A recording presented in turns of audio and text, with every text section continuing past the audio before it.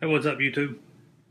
I want to do a brief overview, real quick, on the Tweco Fabricator 181. This is their 3-in-1 welding system. Now, I haven't had this welder very long.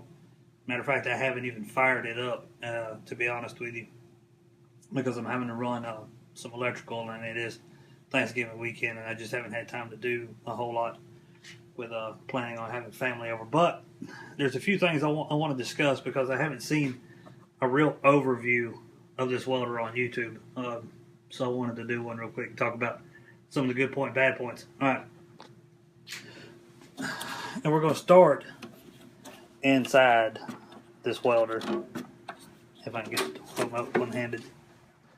And the first thing I want to talk about is the inside. Let's see if I can get it. The lights shine. Now, this is where the MIG gun hooks to, and if you can see, that's the thumb screw. Let me see if I can get a light.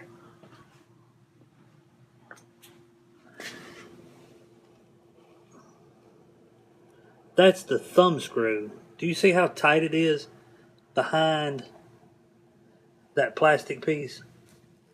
I mean, I hit a button, turned it on.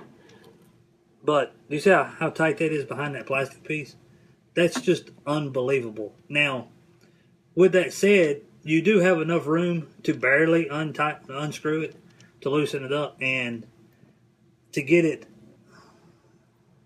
the MIG gun in and then tighten it back up by hand. I do, however, like the fact that the rollers on it is all steel. This thing here is the what holds feed rolls on. Adjustment knob is graduated, for tension. It has burn back controls, MIG gun, spool gun, fuse. It does have a switch in it for local, which would be on the machine, or remote, which would be for TIG welding, like foot control. The system for swapping from the big, say, 10-pound rolls, 8-inch spool, to the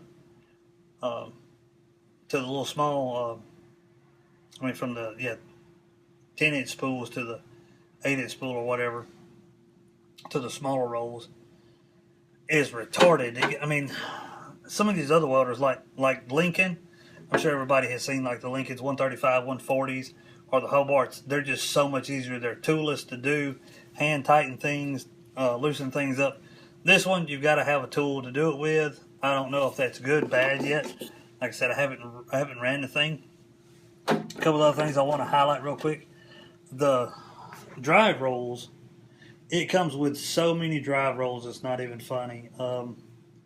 They are beefy, they're chunky. They almost feel as if they are machined out of one just solid piece of steel. And they are machined pretty damn accurate. I mean, if you'll look at the grooves in there, that's tight tolerances. My other big thing, which a lot of people is going to have don't mind the steel issues with, is this thing uses the velocity tips. This thing uses the velocity tips, and I have been on the internet looking, because there's nowhere local, unless you've got a pretty good welding supply around, that sells these. You cannot go to Lowe's, Home Depot, around here it's Airgas, or a couple other places, and just walk in and pick these up, versus the other welding tips, like the style that Miller's run, or the Lincolns, that you can just go in. And pick up. It's got the threads on there. It goes. It's got the threads on the end of it. You could go in and get those anywhere. These are the new ones that they just slide into the gun, and to buy 10 of these Weld has them for around $16 for 10 of these.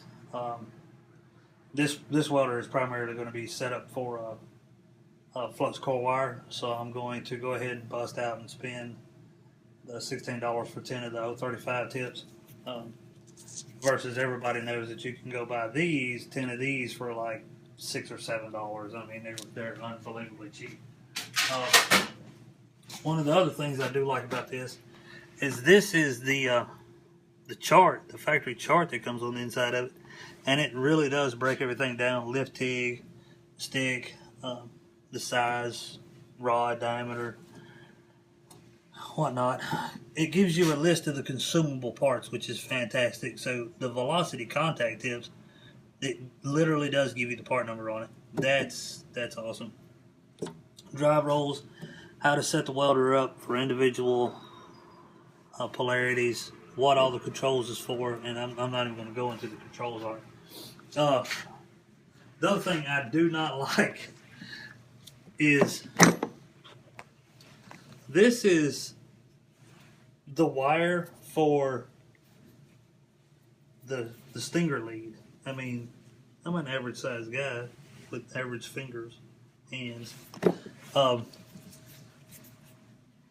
So I mean, in comparison,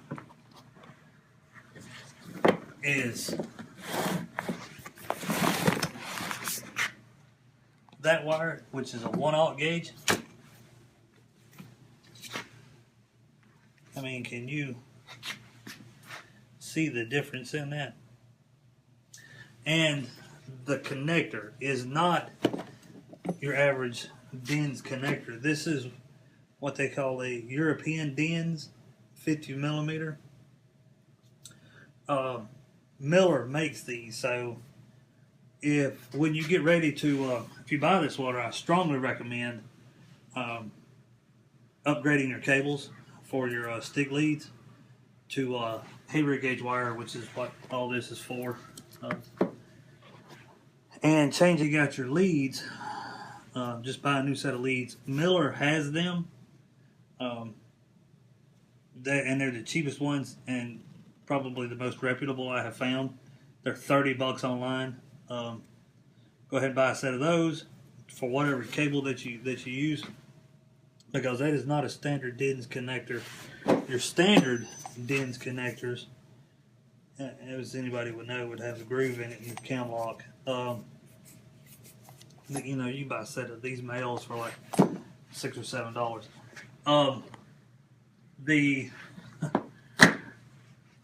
The actual stinger, they say that is 200 amps. I'm going to question it and say it's more of about 100, 150,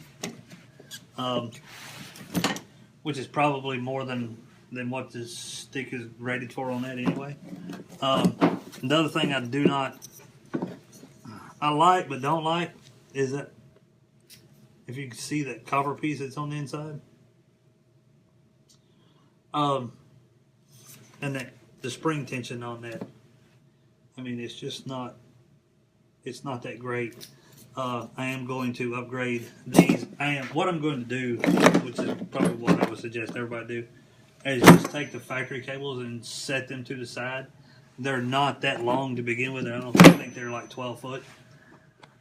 Set them to the side and buy bigger cables with all new DINS plugs, new ground lead, new stinger lead, and just make a whole new set of cables. That's what I'm doing. I'm going to extend mine as well to 25 feet. One other thing, speaking of, I want to talk about is the MIG gun. I do like the MIG gun on this thing. It is a little more heavy duty than what I was expecting out of a welder at this price range. It is all plastic, but it is, the lead on it is like 12 foot long. I mean, it's just humongous.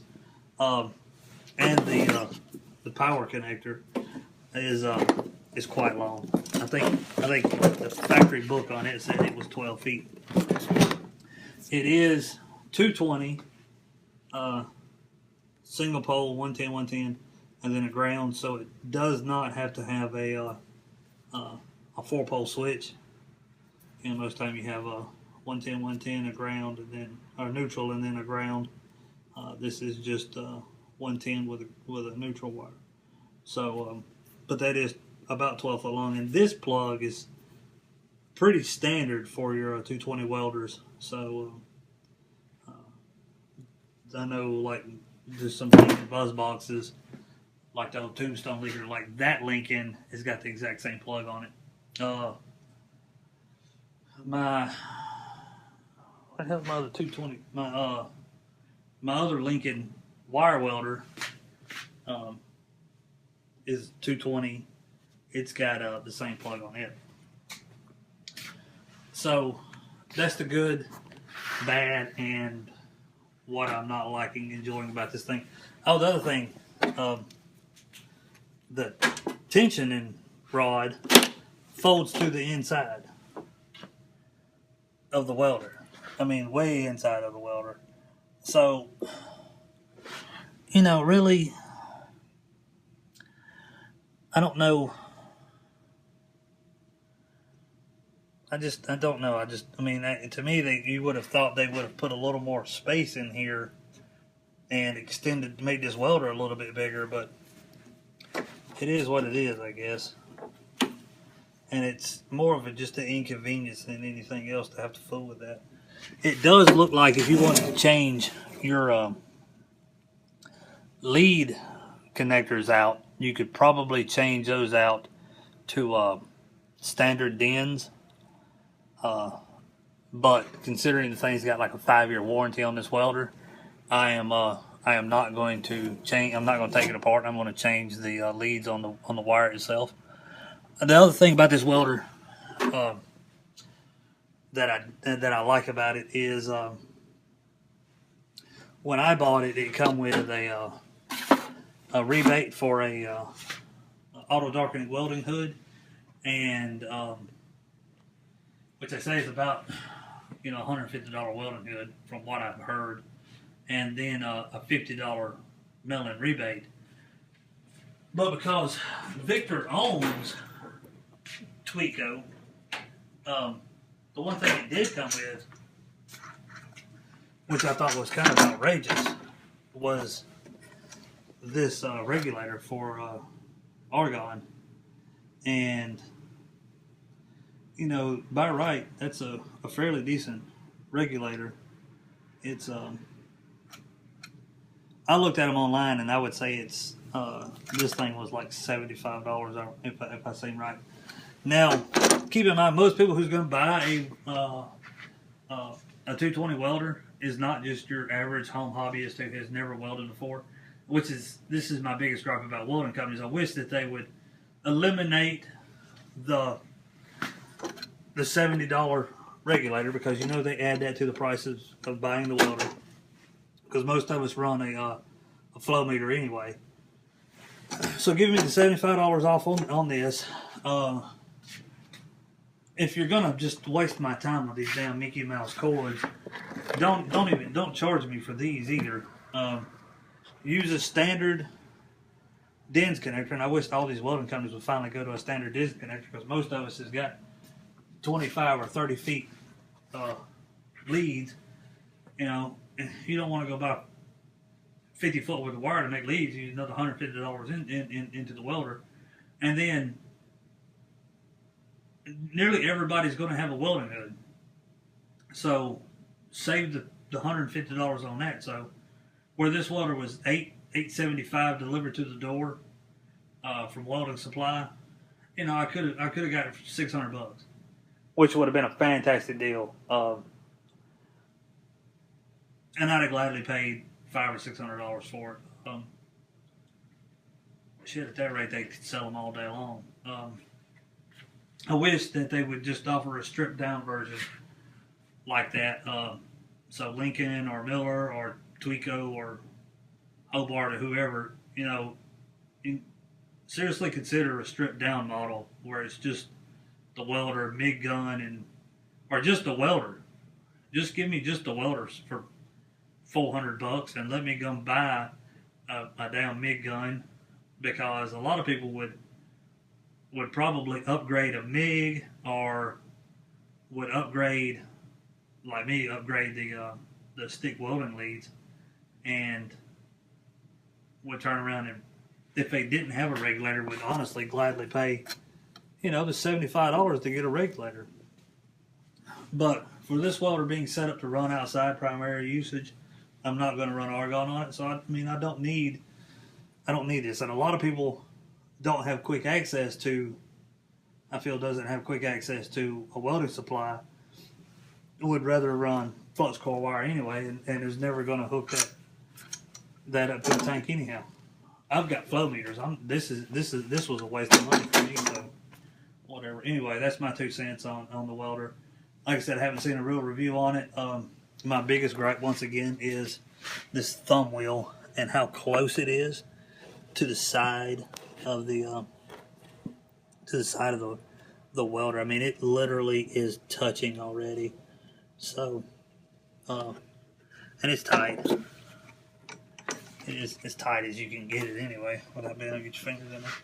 So anyway, like, comment, subscribe. When I get some weld time in behind this thing over the holidays, I'll post a review on how it welds. So hit me up if you got any questions. Bye.